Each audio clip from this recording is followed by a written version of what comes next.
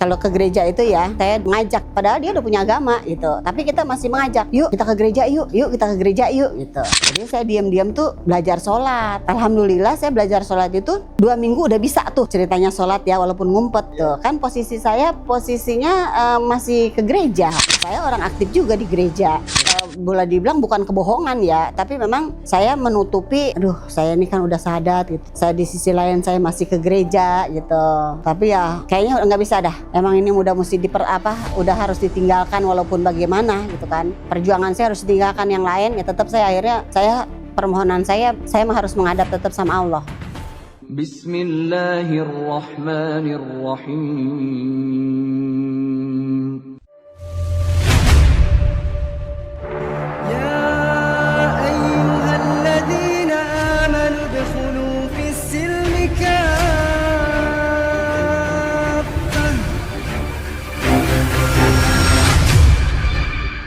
Assalamualaikum warahmatullahi wabarakatuh. Nama saya Neci atau akrabnya dipanggil Bu Nyai ya. Usia saya 56.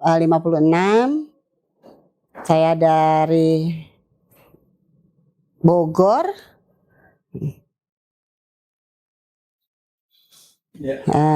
Saya tinggal di Jatijapos, Bogor ya. Tuh. Terus kalau agama kecil saya agamanya Kristen, tapi di samping saya agama Kristen itu saya masih mempelajari agama Buddha juga. Agama Buddha, saya belajar agama Buddha, tapi yang jelas-jelasnya yang lebih diperpanjang sampai dewasa yaitu agama Kristen. Protestan ya. Apa pemicu pertama yang membuat ibu mulainya mencari kebenaran spiritual? Di keagamaan itu ya. Sebenarnya sih kalau saya masuk Islam itu memang dari kecil udah mulai ada rasa senang juga ya gitu. Kenapa? Makin remaja kita ada perbedaannya begini. Kalau masalah agama, kalau di Kristen itu kita selalu banyak mencari, mengajak. Kalau ke gereja itu ya, saya mengajak. Jadi mana nih yang kita kenal nih orang gitu kan dari agama. Padahal dia udah punya agama gitu. Tapi kita masih mengajak, yuk kita ke gereja yuk gitu. Yuk kita ke gereja yuk gitu. Nah yang paling pemicu utamanya ya kalau agama Islam itu dia nggak pernah ngajak gitu loh. Padahal kita sama temen ya, kita punya temen nih sama temen saya banyak di Islam gitu kan. Tapi kalau kita kan waktu itu ya non Muslim ya gitu. Tapi dia nggak pernah jahil tuh. Udah yuk lu masuk Islam aja dulu sama gue gitu, nggak ada gitu. Jadi kayaknya Islam itu damai gitu. Oleh Islam itu damai, kenapa nggak pernah mengajak gitu. Beda kita sama agama saya yang sebelumnya ya, selalu kita mengajak dan mengajak gitu, walaupun orang mereka itu udah punya agama. Itu aja. Nah, terus lagi karena saya masuk Islam itu ya mungkin karena hidayah juga ya, karena saya pernah mimpi gitu. Boleh ceritakan tentang mimpi yang menjadi petunjuk bagi ibu hingga akhirnya memilih Islam? Satu malam itu saya mimpi itu naik pohon jambu. Tapi di atas, baru sampai di atas itu belum sampai saya berhasil itu memetik buahnya, udah diguncang sama angin kenceng. Saya turun tuh dari pohon ceritanya. Nah begitu saya turun dari pohon jambu itu ada orang yang pakai jubah putih, semua putih. Cuma dia bilang sholat gitu. Dia nggak ngomong apa-apa, cuma bilang sholat. Maka saya mikir sholat kan saya bukan orang Islam ya gitu. Saya kan agama saya Kristen, tapi kenapa saya disuruh sholat gitu. Nah, orang itu kelihatan mukanya. Perempuan. Tapi dia jubah putih, semua ke jubah putih.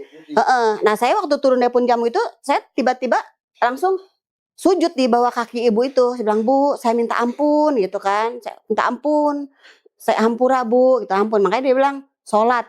Nah setelah saya sholat itu, dia bilang sholat, tapi saya nengok nih itu ceritanya ada di rumah tetangga ya. Di rumah tetangga saya nengok nih, kok di rumah tetangga itu banyak kayak orang mau pesta gitu, banyak ada di dapurnya tuh ada ayam sampai 2 bak gitu. Nah situ saya wudhu ceritanya. Kok saya wudhu bisa ya gitu. Padahal kan belum pernah ya. Saya wudhu bisa gitu. Terus saya sholat itu kan saya mikir kalau sholat orang Islam kan banyak perlengkapannya. Beda kalau saya berdoa ya baju ya sebegini seadanya, celana pendek pun jadi gitu kan. Tapi kalau di Muslim itu banyak perlengkapannya. Mesti pakai dulu mah belum ngerti ya, kita mesti pakai sarung gitu, terus pakai penutup aurat lah gitu. Setelah gitu saya mimpi sholat, kok bisa gitu. Nah akhirnya diam-diam saya belajar tuh sholat, ngumpet-ngumpet dengan ngunci pintu. Saya kunci pintu, saya belajar sholat kan. Waktu itu ada dulu mah ada tukang buku yang suka di gemblong-gemblok gitu ya. Tuh. Nah hampir kebetulan saya beli buku tuntunan sholat. Jadi saya diam-diam tuh belajar sholat. Alhamdulillah saya belajar sholat itu 2 minggu udah bisa tuh ceritanya sholat ya walaupun ngumpet gitu. Kan posisinya masih ke gereja. Saya orang aktif juga di gereja gitu. Tapi ngumpet-ngumpet saya belajar sholat. Alhamdulillah gitu. Bisa tuh 2 minggu bisa tuh. Tapi ya memang panjang perjalanannya. Panjang karena kan saya juga punya keluarga. Dan keluarga kita keluarga yang rukun di dalam agama Kristen, gereja. Tuh. Bagaimana perasaan ibu setelah bangun dari mimpi tersebut? Ya pikirnya ya pasti berpikir juga dong. Tuh kan, kenapa pikirnya kok saya disuruh sholat ya gitu. Kan saya ke gereja. Terus gimana nih gitu. Nah mulai dari situ tuh saya sering datang ke masjid. Walaupun cuma numpang ngadem. Karena kenapa? Di masjid itu kayaknya kalau kita duduk di masjid itu kayaknya adem banget gitu, kok enak gitu ya. Rasanya beda gitu. Nyaman gitu. Makanya jadi saya sering tuh kalau kemana-mana saya suka minta mampir, saya numpang ngadem gitu ya, numpang ngadem. Kan kalau masjid itu dia ada ruangannya beda, kan? Jadi untuk bapak-bapak sama ibu-ibu kan dipisah gitu. Nah kebetulan saya waktu itu masih ada di masjid sini, Masjid Jampang. Emang ruangannya kecil, tapi kayaknya enak gitu. Enak sekali. Islam lebih dalam, bagaimana pandangan awal ibu tentang Islam? Pandangan saya tentang Islam, intinya Islam itu kayaknya damai gitu ya. Damai, kayaknya enak aja dah gitu. Damai, ya kita akur gitu. Dan gak pernah ya, kalau orang sini bilang mah gak pernah jahil. Gitu, jahil kan? Kenapa gak pernah jahil? Islam itu tahu kalau orang udah beragama, orang udah punya agama, dia tahu. Dia gak akan ngajak gitu. Itu yang bikin enak gitu. Terus apa hal pertama tentang Islam yang membuat ibu merasa tenang dan nyaman? Kita di Islam itu rangkulan banyak ya gitu. Rangkul kalau di luar istilahnya kalau di luar kampung saya nih ya, beda dengan kondisi di sini gitu. Kalau di luar itu kita begitu masuk ke Islam mereka merangkul. Alhamdulillah gitu. Alhamdulillah, cuman pada waktu itu kan saya masuk Islam itu memang masih ngumpet-ngumpet. Dan saya pun syahadat itu bukannya di tempat yang megah ya, bukan dengan Pak Ustadz yang terkenal gitu. Saya itu masuk Islam itu syahadat saya itu justru di halaman terbuka. Kalau di halaman terbuka kalau itu di daerah Pamulang, dulu kan ada taman tempat anak bermain dah gitu kan. Saya kan suka ngajak anak tuh kalau sore bermain gitu kan. Nah saya di situ ketemu satu ibu tuh, ibu saya cerita gitu. Namanya ibu-ibu ya, kalau ketemu biasa suka kita bari ngomong anak kan, cerita gitu. Karena dia tahu. Cuman saya bertanya, Bu, kalau masuk Islam itu maksudnya caranya gimana ya gitu. Karena kan kita ngumpet. Oh gampang Bu kalau masuk Islam mah. Kita baca 2 kalimat syahadat juga kita udah masuk Islam gitu. Emang kenapa Bu? Saya pengen gitu, sebenarnya saya pengen masuk Islam, tapi saya ini ke gereja gitu. Bener nih Ibu mau masuk Islam? Iya gitu. Ya udah akhirnya kita di situ diajarin gitu. Ajarin baca syahadat ya gitu. Dalam agama sebelumnya ada poin yang mulai terasa janggal bagi Ibu? Kalau di agama sebelumnya ya. Iya. Ya itu yang apa sih namanya kehadiran Roh Kudus ya. Ya. Yang ada tuh doanya yang apa sih yang ya kalau di gereja ya laba gitu kan. Itu kan katanya memanggil Roh Kudus ya. Gitu, memanggil Roh Kudus. Nanti tuh kalau udah begitu tuh ada yang jatuh gitu kan, seolah-olah dia tuh kemasukan Roh Kudus gitu. Tapi saya nggak bisa. Maksudnya tuh apa artinya gitu. Dan terus kalau di agama saya yang sebelumnya itu kita ada pengampunan dosa ya. Nah, kalau kita diampunin dosanya sekarang di sini enak amat ya gitu kan.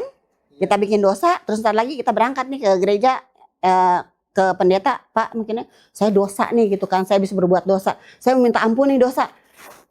Enak amat kalau begitu, mudah amat gitu. Berarti gampang kita berbuat, karena nggak apa-apa dah gue buat dosa, ntar juga ya kan, ntar juga gue minta ampunan dah gitu, pasti kita habis udah nggak punya dosa gitu. Apakah ada pengalaman tertentu yang benar-benar membuat Ibu berpikir ulang soal keyakinan lama? Kalau untuk balik lagi ke keyakinan yang lama kayaknya alhamdulillah ya nggak ada sih, nggak ada gitu. Karena ini pun perjuangan saya luar biasa. Saya masuk Islam itu juga dengan penuh perjuangan yang mungkin yang sangat-sangat luar biasa buat saya. Jadi enggak semudah itu saya bolak-balik ya kan.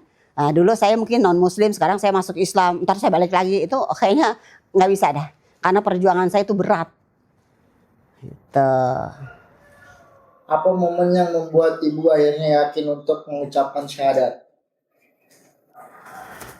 Buat keyakinan saya justru setelah yang itu dibilang, saya begitu masuk ke masjid itu merasa nyaman, merasa enak kan. Dan terus juga kayaknya saya mohon sama Allah itu untuk jawabannya itu luar biasa gitu.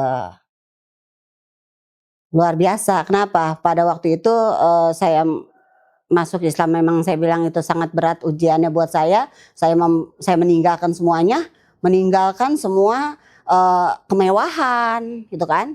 Kemewahan. Alhamdulillah saya waktu punya berumah tangga itu, saya punya suami dari keluarga itu memang dari keluarga orang mampu ya. Itu. Tapi ya akhirnya demi saya pikir kok kalau misalkan saya di agama yang lama sebegitu mudahnya untuk pengampunan dosa, akhirnya kayaknya intinya udah nggak ada pilihan lain lagi. Saya yakin udah sama Allah dah yang maha segala-galanya dah gitu. Bagaimana perasaan Ibu ketika syahadat untuk pertama kalinya? Ya senang aja, sangat senang gitu kan, bersyukur. Cuma ya walaupun bersyukur senang ya masih perjuangan masih banyak gitu. Karena saya tetap masih dalam boleh dibilang bukan kebohongan ya, tapi memang saya menutupi, aduh saya ini kan udah syahadat gitu, tapi saya di sisi lain saya masih ke gereja gitu. Tapi ya kayaknya nggak bisa dah. Emang ini udah mesti udah harus ditinggalkan walaupun bagaimana gitu kan. Perjuangan saya harus ditinggalkan yang lain ya, tetap saya akhirnya permohonan saya harus menghadap tetap sama Allah. Setelah menjadi mualaf, tantangan apa yang paling berat Ibu hadapi? Yang paling berat ya ekonomi sama keluarga. Ekonomi yang jelas ekonomi.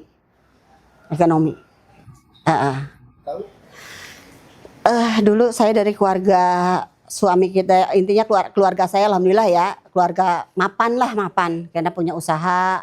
Saya pribadi, keluarga saya ya pribadi, kita punya material yang begitu besar gitu kan, itu besar. Tapi setelah itu karena saya ambil keputusan, saya harus ambil keputusan ini gitu kan. Ya saya bawalah anak-anak saya ke masjid gitu. Nah disitulah mulai tuh timbul pertanyaan gitu kan. Loh kok lu ke masjid gitu. Kan sedangkan lu kan ke gereja. Keluarga kita kan keluarga yang memeluk agama Kristen gitu. Nah sekarang lu mau ke masjid gimana? Gitu. Akhirnya ya mau nggak mau saya bawa anak saya. Waktu itu anak saya 2. Saya bawa anak saya untuk masuk Islam ya. Saya mengislamkan anak-anak saya. Ya semua ya rumah tangga. Akhirnya kalau saya tetap bertahan rumah tangga, suami saya ke gereja. Saya Islam. Kalau saya begini tetap dipertahankan rumah tangga, berarti saya jinah kan, katanya kalau orang Islam kan nggak boleh. Kalau satu rumah tangga itu berbeda agama, ya kan? Ya jadi saya tanya ya kalau kita mau sama-sama, hayu. Nah kita ke masjid, oh nggak bisa gitu. Dia nggak mau. Akhirnya dari keluarga suami rumah ini dibuat kebaktian. Biar maksudnya jangan sampai nih saya ini keluar dari agama yang sebelumnya. Tuh. Tapi nggak bisa. Yang berat lagi ya akhirnya udah kita putus. Suami ya masing-masing ambil keputusan. Ya saya hanya membawa anak. Dan perjuangan membawa anak juga nggak semudah itu gitu. Ya kan? Saya pertahankan anak. Ya akhirnya dengan membawa anak 2. Dan saya juga waktu itu memang nggak punya tabungan. Boleh keluarga kita memang dari keluarga mampu ya. Gitu, suami dari keluarga yang mampu. Cuman tabungan saya nggak punya. Saya nggak punya tabungan. Saya juga nggak punya usaha. Ya pendidikan juga minim. Itu kan. Tapi saya harus menghidupin anak 2. Mau nggak mau. Akhirnya dengan tekad saya yakin saya punya Allah. Saya yakin saya punya Allah. Padahal udah berpikir. Nah akhirnya tapi yakin saya punya Allah. Karena suami waktu itu nanya bilang ya udah kalau emangnya saya keputusan saya udah bulat, tekad udah bulat ya. Ya udah. Anak kalau anak mau dia maunya ya udah anak mau diambil, saya nggak kasih. Terus gimana? Anak itu serang satu, kini kita punya anak 2. Saya ambil yang perempuan, dia ambil yang laki gitu kan. Oh saya bilang nggak bisa. Ini saya waktu itu juga udah nggak kenal hukum ya, gitu kan nggak kenal hukum dah. Pokoknya intinya yang saya punya harta itu anak, gitu. Anak yang saya punya, makanya saya perjuangkan walaupun bagaimana tetap saya harus bawa anak saya. Anak saya nggak boleh ikut ke sana. Gitu.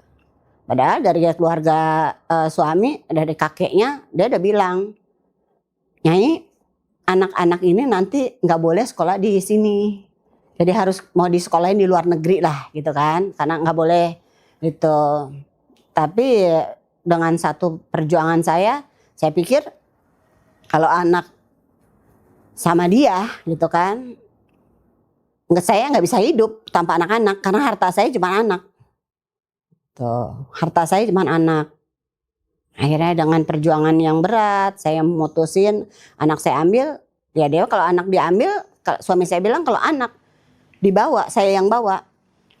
Saya harus tanggung jawab semuanya gitu. Bisa nggak bisa kan? Akhirnya waktu itu juga saya bilang, waktu kita masih dalam posisi saya rumah tangga yang akur ya. Saya bilang waktu itu, anak-anak ini mau bayaran sekolah gitu. Itu yang bikin saya jadi semangat ya, anak-anak belum bayaran sekolah. Saya minta duit buat bayar sekolah. Jawabnya apa? Papinya. Ya kalau nggak punya duit, ya nggak usah sekolah, gitu kan? Kalau emang nggak punya duit nggak bisa bayar sekolah, ya nggak usah sekolah. Ya itu pemicu saya tuh. Itu pemicu saya. Oh begini, oke. Gitu. Akhirnya nggak dikasih. Nah terus dari saudara saya juga. Dari adik ya, terutama adik ipar ya. Adik ipar itu mau ngambil kita, dan saya juga nggak boleh tinggal di sini lagi. Karena kalau saya ditinggal di sini pasti saya masuk Islam gitu kan. Anak-anak dibawa semua. Jadi dari keluarga suami itu berusaha dia membawa saya. Udah sekarang ikut aja pulang karena di Kebayoran rumah ini tinggalin gitu kan. Di Kebayoran itu kita udah siapin rumah, ya rumahnya, ya misalkan pembantunya, semuanya. Saya cuma tinggal duduk manis saja. Akhirnya ya saya nggak pikir kalau saya cuma duduk manis, ya nggak bisa. Berarti itu kan saya disumbang hidup saya, kan? Sumbang. Waduh, saya nggak bisa nih kalau begini. Berarti hidup saya cuma disumbang. Jangan nanti satu saat anak saya dewasa, satu saat anak saya berhasil, pasti nanti jadi ada ungkitan tuh, ya kan? Oh, anak lu kan berhasil karena gua, gitu. Dan papinya juga pernah bilang, lu kalau punya duit, kalau nggak punya duit ya nggak usah sekolah. Itu kan udah bukannya zaman sekarang, ya kan? Kalau anak kita nggak sekolah mau jadi apa nanti? Nah di situ udah akhirnya ya saya ambil keputusan, tetap kita udah hidup masing-masing aja dah. Gitu. Nah setelah hidup masing-masing dilepas, benar-benar dilepas, sepeser pun nggak ada. Nggak ada bantuan, maksudnya anak kan sekolah itu kan anak dia, anak kita ya, kita misah rumah tangga, kita bercerai dah ini rumah tangga kasarnya, tapi kan itu anak lo gitu. Oke, saya nggak usah udah nggak ada nafkah buat saya ya, tapi kan anak-anak butuh makan, butuh pendidikan, butuh biaya hidup, tapi nggak sepeser pun tidak gitu. Mungkin dia nguji juga biar mungkin saya bisa nih, kita mungkin nanti balik lagi atau rujuk lagi gitu, gimana? Oh nggak bisa, saya udah ambil keputusan. Akhirnya saya bercerai, ya saya berjuang sendiri ya sama anak-anak. Bagaimana reaksi keluarga ketika mengetahui ibu masuk Islam? Ya itu perdebatan. Udah debat dia ya sampai semua, kita setiap minggu dibawain pendeta, setiap minggu kesini bawain pendeta, ya terus berdebat. Ya itu perdebatannya. Tuh. Ujian ekonomi seperti apa yang ibu rasakan setelah memutuskan menjadi muslim? Ya ujian, bener-bener ujian, sama sekali kita memang tabungan gak punya, itu kan, gak punya. Tapi ya walau bagaimana kita kan harus tetap bertahan, berjuang, gitu. Saya harus tekad saya udah bulat. Saya mau masuk Islam, tetap saya nggak mau ninggalin Allah. Itu. Siapa yang paling pertama mendampingi ibu dalam belajar Islam? Pertama, mendampingi. Kalau pertama sih ya kita memang ngumpet-ngumpet sendiri, ya sendiri. Jadi perjuangan sendiri. Gitu, sendiri. Tapi setelah itu ya saya mohon izin, memang sama keluarga saya mohon izin, terutama sama papa ya. Gitu, saya izin. Ya orang tua ikhlas. Memang orang tua bilang kalau saya, terutama waktu masuk Islam itu saya memang ke papa. Pak, saya mau masuk Islam, saya mohon izin. Dia bilang, oh kata papa saya, oh iya. Kalau emang Nyai benar-benar mau masuk Islam, tar dulu kata dia gitu. Kalau emang Nyai benar-benar mau masuk Islam, iya. Tapi kalau Nyai emang benar-benar masuk Islam, dia bilang, itu harus tahu itu Islam itu apa. Padahal waktu itu papa saya Konghucu. Nah kalau tahu masuk Islam itu ya paling enggak apa yang itu ajaran Islam itu harus dipelajari. Jangan cuma Islam KTP-nya doang Islam, tapi apa itunya aturan Islam tuh nggak dipelajarin gitu. Itu babe nggak mau. Kalau saya kan bahasanya babe ya, ke papa itu babe gitu. Tuh. Ajaran Islam apa yang paling menguatkan ibu saat menghadapi ujian hidup? Apa ya? Ajaran Islam. Ya. Islam kita di sini ajarannya ya intinya kalau ajaran Islam itu gimana ya? Islam itu enak dah pokoknya. Ajaran yang pertama itu saya yakin, cuma punya satu keyakinan. Saya yakin ajaran Islam itu kita akan, ya nanti kan kita pada dasarnya kita akan sendiri ya. Jadi ya mungkin benar-benar ajaran Islam itu ya buat saya udah luar biasa, itu aja dah. Bagaimana cara ibu mempertahankan keyakinan di tengah tekanan atau keraguan? Ya semangat, harus semangat, itu semangat hidup kita, semangat intinya udah nggak bisa diganggu gugat lagi gitu. Itu yang memperkuat saya gitu kan. Kalau bilang begini Islam begini nggak, saya yakin Islam itu yang terbaik buat saya gitu, buat keluarga saya, anak-anak, terutama anak-anak saya ya, buat anak-anak saya, buat saya dan anak-anak saya, Islam itu udah yang paling utama buat saya. Allah itu udah yang paling utama dah.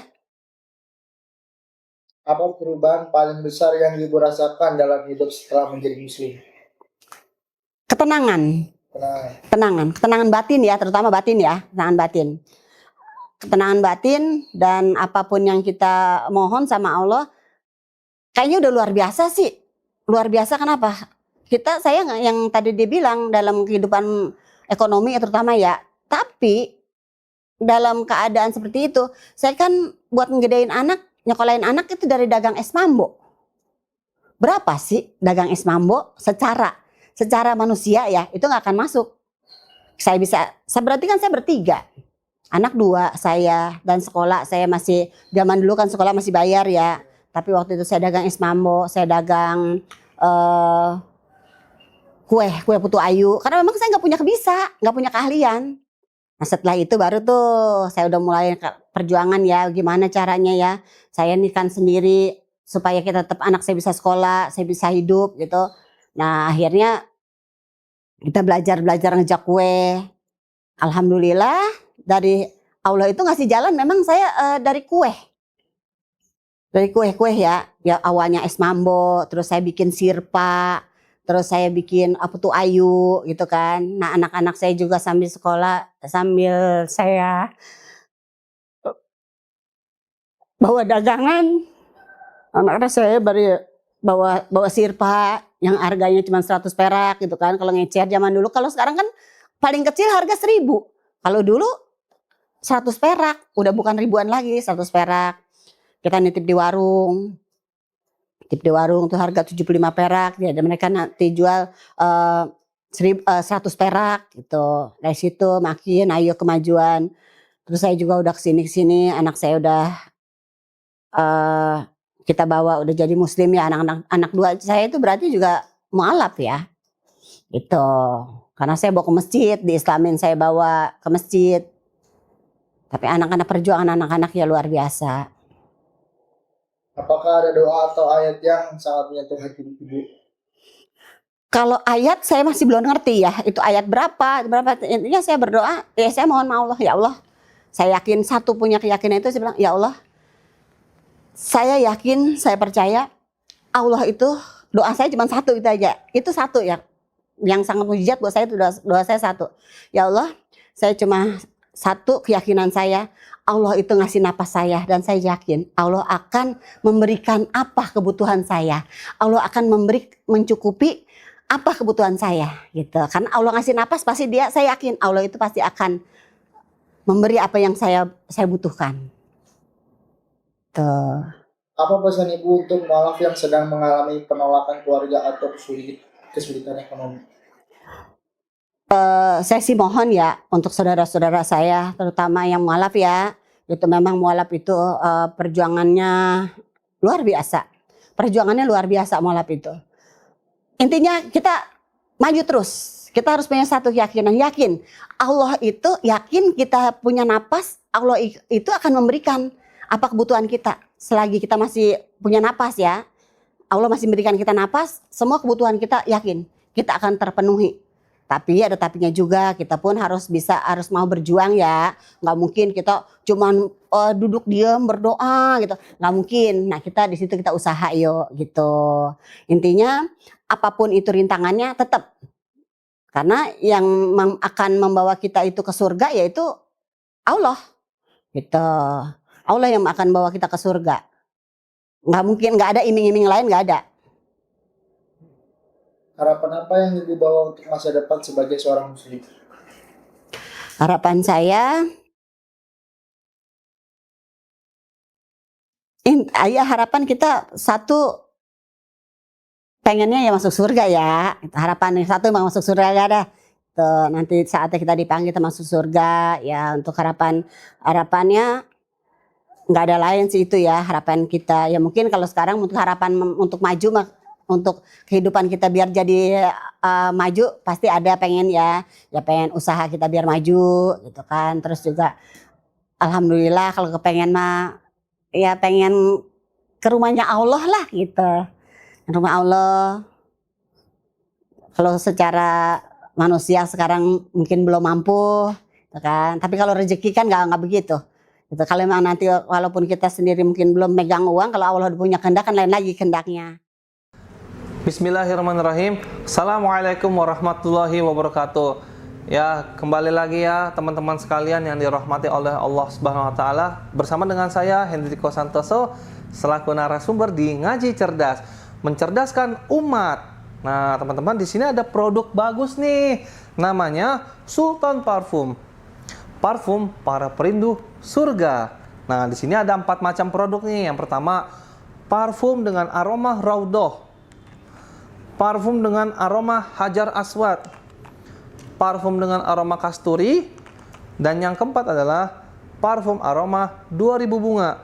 Nah, kalau teman-teman sekalian sedang umroh, lalu pulang ke tanah air dan rindu dengan suasana di Masjidil Haram maupun di Masjidil Nabawi atau di Mekah dan Madinah, teman-teman bisa beli nih Sultan Parfum dengan aroma-aroma yang menyesuaikan dengan suasana di Mekah ataupun Madinah. Nah, selain teman-teman beli parfum ini, nanti teman-teman dapat bonus gratisannya juga. Apa aja sih teman-teman gratisannya? Nih, yang pertama nanti teman-teman dapat kitab atau buku saku zikir pagi dan petang sesuai dengan sunnah. Nah, yang kedua, teman-teman nanti dapat gratis tasbih nih. Wah, lucu banget ya, imut nih, bisa dibawa kemana-mana. Yang ketiga, nanti teman-teman dapat juga nih kertas untuk bagaimana sih parfum ini digunakan untuk saat suasana apa aja. Di sini udah dijelasnya teman-teman semua. Nah, jadi teman-teman jangan lupa nih dibeli, informasinya ada di sini nih. Nah, dengan teman-teman membeli produk parfum Sultan ini, teman-teman sama saja dengan membantu operasional dakwahnya channel YouTube Ngaji Cerdas. Nah, luar biasa kan?